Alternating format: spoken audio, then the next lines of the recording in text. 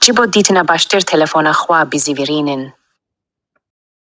Please rotate your phone for a better view and experience.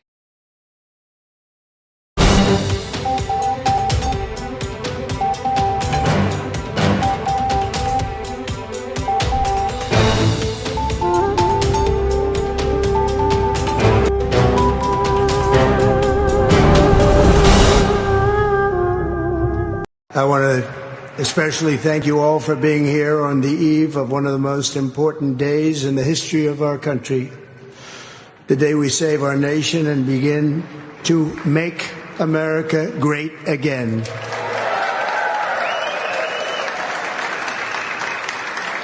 I'm thrilled to share this special moment with so many friends and supporters. You are a very extraordinary crowd of people.